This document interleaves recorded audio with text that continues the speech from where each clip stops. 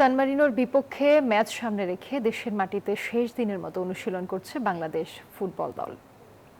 নতুন coach Thomas ডুলি জানান, জিততে হলে আক্রমণ ভাগে বাড়তি গুরুত্ব দিতে হবে। অধিনায়ক জামাল ভুঁইয়া বলেন, জয় ছাড়া কিছুই ভাবছে না তার দল। ইউরোপের কোনো দলের বিপক্ষে প্রথমবারের মতো মাঠে নামবে বাংলাদেশ। 5 জুন সান মেরুনের বিপক্ষে তাদের মাঠে ফিফা আন্তর্জাতিক প্রীতি ম্যাচ খেলবে লাল সবুজের প্রতিনিধিরা। সেই ম্যাচকে সামনে রেখে দেশের মাটিতে শেষবারের মতো অনুশীলনে জিকো জামাল ভুঁইয়ারা। এই ম্যাচ দিয়েই বাংলাদেশ অধ্যায় শুরু হচ্ছে কোচ টমাস ডুলির। আর তাই অনুশীলনে বাড়তি মনোযোগী এই জার্মান কোচ বাংলাদেশের সমস্যাটাও ধরিয়ে দিলেন সংবাদ সম্মেলনে।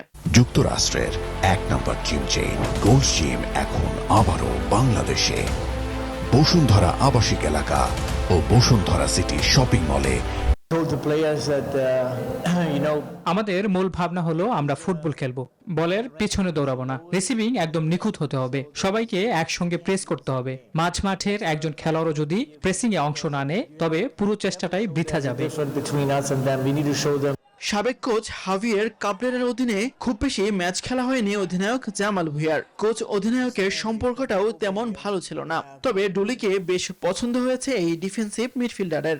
উনি গোল খাইতে চায় না, উনি ডিফেন্ডার ছিল, so he has a big knowledge about defending.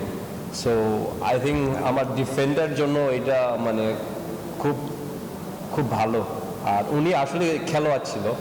সবকিছু ঠিক থাকলে রবিবার সান মেরুনের উদ্দেশ্যে দেশ ছাড়বে বাংলাদেশ। হামজা, সমিত সুমরাও দেশটিতে যোগ দিবেন দলের সঙ্গে।